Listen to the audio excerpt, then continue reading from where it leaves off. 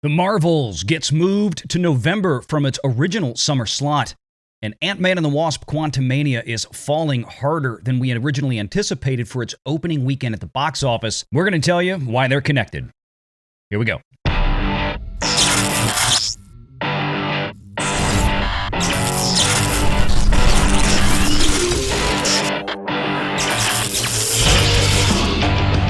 Renegade Online.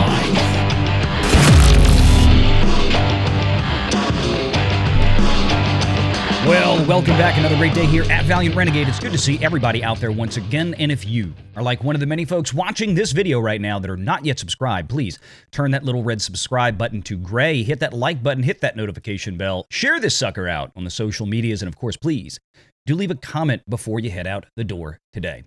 Recent news from Deadline magazine regarding The Marvels. It's a follow-up, a sequel to Captain Marvel from 2019, starring multiple Captain Marvels. I suppose they figured that Brie Larson's charm and charisma just simply was no longer enough to carry a movie on her own.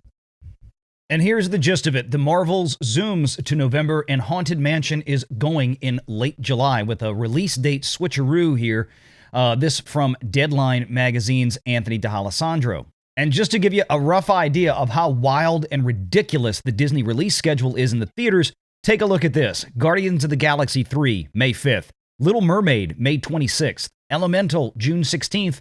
Indiana Jones and the Dial of Destiny, June 30th. The Marvels original release date, July 28th. And The Haunted Mansion, August 11th.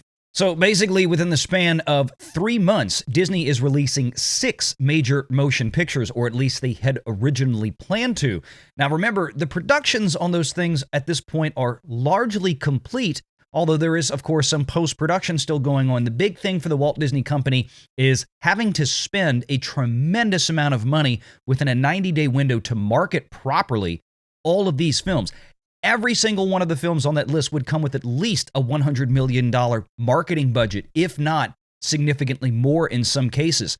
So looking at that schedule, within a 90-day period, Disney could be looking to spend anywhere between $600 million and $1 billion just marketing these things out into the global theaters. And that may be causing Disney some concern, of course, because of Ant-Man and the Wasp: QUANTUMANIA.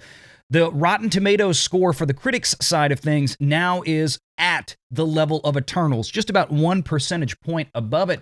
And as I reminded folks the other day, if we click into this and we pull up the tomato meter here and we go to the top critic score, you can see it gets even worse, now down to 35%. Now, one of the things we knew for sure about Ant-Man and the Wasp is that it did undergo some reshoots. And it looks like with this pushback for the Marvels from the summer to November, the Marvels is more than likely at this point being moved not only to bring down the expenditures in that calendar quarter for the Walt Disney Company on marketing, but probably more importantly, giving the film time to have what I suspect are going to be some much needed reshoots, particularly after the very poor reception for Ant-Man and the Wasp. Audiences simply are not showing up for this movie, nowhere near the levels that Marvel Studios needs to cover the enormous $200 million production budget and easily another $100 to $150 million in marketing costs. I'll remind everybody again that the Walt Disney Company spent $7 million on that one Ant-Man and the Wasp Super Bowl ad. And that's in addition to the $7 million for Indiana Jones and $7 million a pop for every other thing that the Walt Disney Company put on there. They spend a lot of money on marketing, and they can't afford to make a same blunder with yet another $200 million project like The Marvels. Let's look at the Ant-Man numbers to give you an idea of how bad things are going right now. From my previous video, we had this headline up. Ant-Man and the Wasp: QUANTUMANIA looks to swell to a franchise best. That's an Ant-Man franchise best, $280 million global opening. That included a projected roughly $40 to $50 million from China. And as you can see, that was on Valentine's Day, February 14th, just about 4 days ago. But let's look at what's actually shaping up for this weekend now. Ant-Man and the Wasp: QUANTUMANIA, a tick from $100 million global through Friday, on its way to 225 plus million worldwide bow. Now that article is from today, Saturday, February 18th. In the span of just 4 days, they went from a $280+ million projected weekend opening for the global haul, including all international markets and the domestic markets, to now a pathetic $225 million. And I say pathetic, again, for most any other film that comes out, that would be a wonderful opening, but not a film that has a budget like a Marvel Cinematic Universe title. Now, it seems the 4-day opening for the domestic side of things is still going to hit its target of around 100 to 110 million, maybe a bit higher. But one of the things that Nancy Tartaglione talks about in here is the global market, the international market that is just not performing up to expectations. The full global weekend is eyed at about 225+ million, lower than where we saw it coming into the launch, particularly offshore. That's in part down to the sci-fi elements, which are not playing everywhere, as we noted might be an issue in our preview. Europe is playing at the top end of the range, and Latin America is on track, though there is a softness in Asia Pacific outside of Australia. And how bad is it there right now? In Asia Pacific, China's start on Friday was 74% below Ant-Man and the Wasp, 48% below Ant-Man, while Japan saw an 18% uptick versus the second movie, 56% compared to the first. India came in 53% over Ant-Man and the Wasp, and a humongous 650% ahead of Ant-Man. Now, a lot of that growth in India can be attributed to the fact that between the first Ant-Man movie and today, the cinema industry in India has grown tremendously since then. So that is a big part of it. But of course, like we said, this includes China's numbers. So what happened there? Just to remind everybody, the previous Marvel entry, Black Panther: Wakanda Forever, opened with a $330 million global start. And that wasn't even that great, but it didn't even include China, which Ant-Man and the Wasp: Quantumania has at its disposal this time. Quite frankly, Captain Marvel is one of the weakest character sets in the MCU.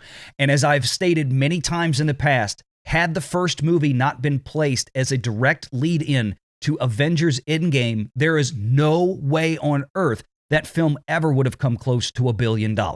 And it was positioned there for that very reason. They knew it was going to be a hard sell to audiences because it's frankly a character that nobody knows or really seems to care much about, and especially when you cast an actress like Brie Larson that tends to rub people the wrong way many times. I don't think The Marvels is going to be any better. In fact, it could perform vastly worse than the first movie I frankly expect it to, and I think this is what has Disney very concerned at this point. Make the changes they need to make now, push it off, save those marketing dollars to when they have a clearer shot during the Thanksgiving holidays, leading into the Christmas holidays. Maybe it works out for them, but the problem is the reception for Ant-Man looks like it's getting worse and worse and worse, and there are no guarantees at this point that Guardians of the Galaxy 3 in May, in just a few months, is going to be substantially better, both in audience reception or in financial performance for the Walt Disney Company. With one movie after the next coming out and performing at these lower levels, it's just going to make it harder to sell the next film, no matter who is in it. We'll see. I hope not. I would love to see Guardians of the Galaxy 3 be a great film, something that pulls Disney out of the doldrums that was the entirety of Phase 4. That's all for now. Make sure to catch us on the Sunday live show, Renegade Online, right here on this channel at 5 o'clock Central Standard Time, 6 p.m. Eastern, 3 p.m. Pacific. We're going to be talking about this and a lot of what's going on with Disney and their entire slate this year, because it has me concerned as somebody who looks at the numbers. I think Disney is throwing everything in the kitchen sink at it this year, and I don't know if it's going to work out for them the way that they hope. Make sure you hit that like and subscribe button if you're not already subscribed. Make sure you hit that notification bell. Share this sucker out on the social medias, and of course, please do leave a comment before you head out the door today. And until next time, take care.